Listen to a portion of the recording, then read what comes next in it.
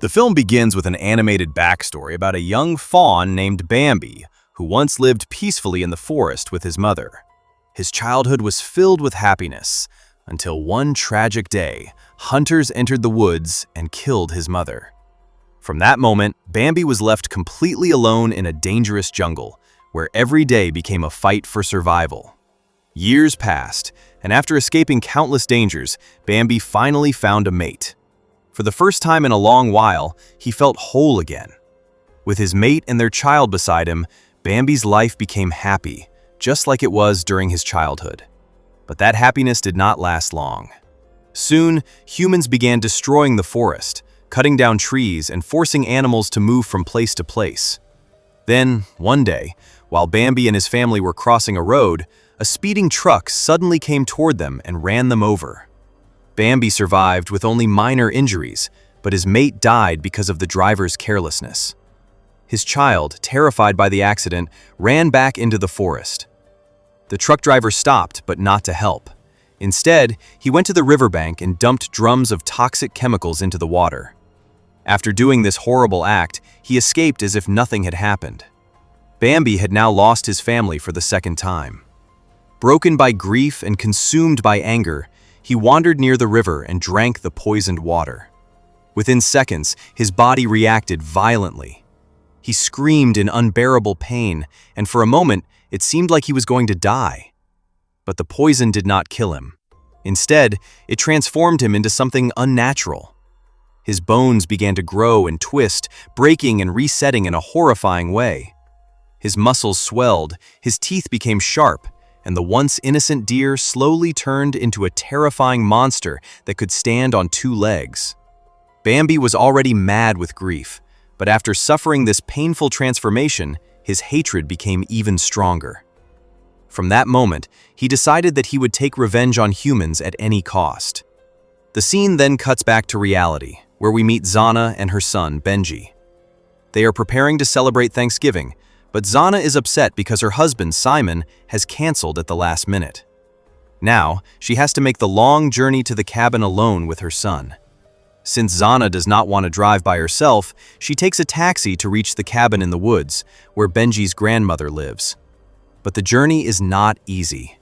The winding jungle roads make Benji feel sick, and his father's absence puts him in an even worse mood.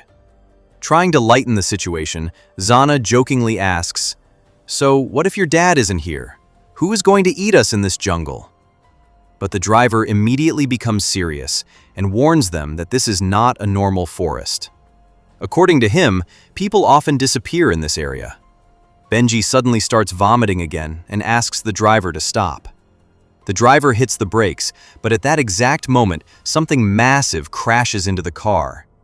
The impact is so powerful that the vehicle is thrown into the air and falls into a ditch.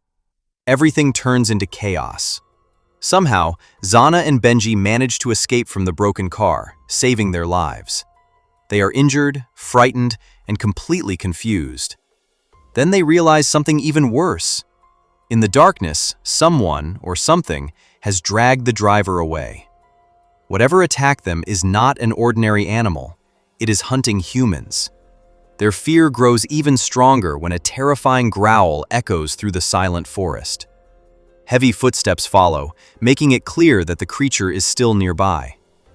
To save themselves, Zana and Benji run through the forest as fast as they can. After a terrifying escape, they finally reach Grandma Mary's cabin. Inside, the rest of the family is already waiting, including Simon's brothers, their wives, and their children. Everyone is irritated because Simon, Benji's father, still has not arrived. But Zana and Benji know that something far more dangerous than a family argument is waiting outside in the forest. We also learn that Benji's grandmother is suffering from dementia. She usually sits quietly in her chair, speaking in a strange way and drawing disturbing sketches that no one fully understands. Suddenly, a loud knock comes from the door. When the family opens it, they find Zana and Benji standing outside, completely terrified and trembling in fear. Everyone quickly brings them inside and tries to calm them down. When they ask what happened, Benji explains everything. He tells them about the accident, the creature in the forest, and how something dragged the taxi driver away. Hearing this, Simon's family becomes confused and frightened. But Simon's brother tries to act brave. He picks up a flashlight and says that he will go outside and help the driver. Without understanding the real danger waiting in the forest, he leaves the cabin. Meanwhile, deep inside the forest, we see a group of professional hunters. These men are not there to hunt ordinary animals. They have been hired by the Wilbaxer Company for a secret mission. Their job is to kill the mutated Bambi before anyone discovers the truth. The company wants to hide the fact that its toxic chemicals are turning animals into horrifying zombie-like creatures. As the hunters move through the forest, they find the broken taxi near the ditch. The sight makes them nervous. Suddenly, they hear something moving nearby. In panic, they fire their guns toward the sound without checking what it is. But tragically, it is not the monster. It is Simon's brother, who had come there to help the driver. Because of the hunter's careless firing, he loses his life on the spot. After seeing the innocent man dead, the other hunters get angry at their partner. But instead of reporting the accident, they decide to hide the truth. They dig a hole and bury the body, hoping no one will ever find out. The scene then cuts back to Grandma Mary's cabin. Xana is still shaken, but while looking around, she notices her mother-in-law's drawings. Every sketch shows the same terrifying thing, a huge black deer with dangerous horns. Xana understands something horrifying. If Grandma has been drawing this monster again and again, it means she has already seen it. That means the danger is not far away, it is very close. At the same time, Benji goes near his grandmother and listens to her strange muttering. She keeps saying that someone is playing outside.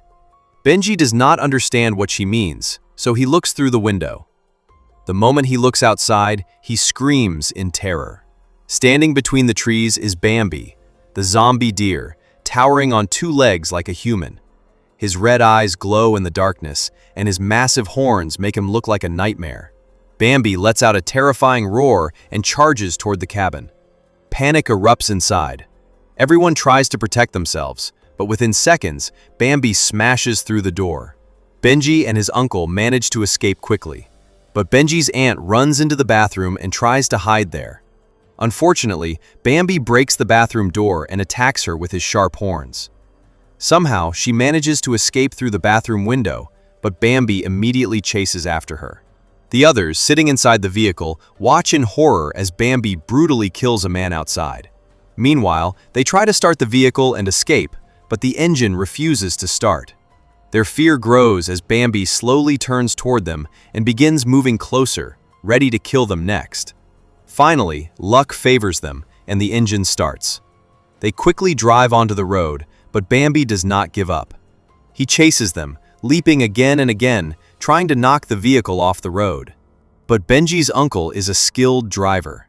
He keeps the vehicle under control and speeds up, giving them a chance to escape from the monster. For a moment, it seems like they are safe. But after driving a short distance, they find a large fallen tree blocking the road. Now they are trapped with nowhere to go. Time is running out, and Bambi could reach them at any moment. They decide to move the tree before the monster arrives. Benji's uncle says he will go down and tie a rope to the tree. Then, they will use the van to pull it away and clear the road. With no other option left, Benji is given the responsibility to drive the van. Everyone prepares the plan, but before they can move the tree, Bambi suddenly emerges from the darkness. Seeing the monster so close, Benji panics and loses control. Without thinking, he presses the accelerator. Because of this, his uncle gets tangled in the rope and is dragged by his leg. The accident leaves him severely injured. Meanwhile, his son, who is left behind, runs into the forest to save himself. The boy manages to avoid Bambi, but in anger and frustration, he kicks a small rabbit on the way. Unfortunately, that one mistake becomes deadly. The rabbit returns with its friends, and they are not normal rabbits. They have also been transformed by the toxic waste. The zombie rabbits attack the boy, knock him down, and begin eating him alive. The scene then cuts back to the van. Soon, the hunter's truck arrives at the place where the van has stopped. Xana sees them and immediately asks for help. The hunters take Xana and Benji with them and bring them to their base. But when they reach the camp, Xana and Benji are shocked to see Simon there. Even though he skipped Thanksgiving dinner, he is secretly in the forest. Xana immediately wonders what business he has in this dangerous place. Then Simon reveals the harsh truth. He is a high-ranking officer at the Wilbaxer Company. To save money, he ordered the company's toxic waste to be dumped in the forest instead of treating it properly. Simon did this because proper waste treatment was too expensive, so he kept the money for himself and allowed the poison to destroy the forest. After drinking that toxic water, Bambi and many other animals turned into monsters. If this secret comes out, both Simon and the company will be sued and sent to jail. That is why Simon hired the hunters. His plan is to kill Bambi, clear the forest, and erase every trace of his crime. Hearing this, Xana becomes furious. She tells him that his greed caused his own brother's death, and now his wife and son are also in danger because of him. But Simon coldly replies that he does not care, because he never wanted this responsibility. Benji hears everything and finally understands the truth. His father does not truly love him. Heartbroken, he runs away from the camp. A little later, Benji notices a cage covered with a blanket. When he removes the cloth, he is shocked to see a small fawn trapped inside. He realizes that the hunters are using Bambi's own child as bait to lure him. Benji feels the little deer's pain, because he also knows what it feels like to be ignored by a father. So, he opens the cage and frees the fawn. Meanwhile, Bambi is about to kill someone, but suddenly he smells his child nearby. The moment he senses the fawn, he leaves the man alive and rushes to find his son. Searching for his child, Bambi enters the hunter's camp. First, he sees Grandma Mary, but before he can attack her, a worker screams. Hearing the sound, Bambi turns and attacks the worker instead. Everyone in the control room prepares to kill Bambi. But then, the ground begins to shake, and the mutant deer finally arrives. One hunter tries to shoot him, but Bambi throws him away with terrifying strength. Now Simon's family is standing directly in front of the monster. But instead of protecting them, Simon runs away to save himself. He gets into his expensive car and locks the doors, believing he is safe. But his safety is only an illusion. He forgot to close the back windows. Within seconds, the bloodthirsty zombie rabbits enter the car and attack him. Simon screams helplessly as the same creatures created by his greed kill him. The scene cuts back to the camp, where only Xana, Benji, and the monster are left. Bambi stands over them, breathing heavily and ready to attack. But before he can kill them, the little fawn comes out from the bushes. Bambi sees his son and immediately stops. After so much pain and loss, he is finally reunited with his child. For a brief moment, the monster is not a monster anymore. He is just a father, happy to see his son alive. But this reunion does not last long. The hunter who was thrown away by Bambi is still alive. He slowly raises his gun and shoots Bambi.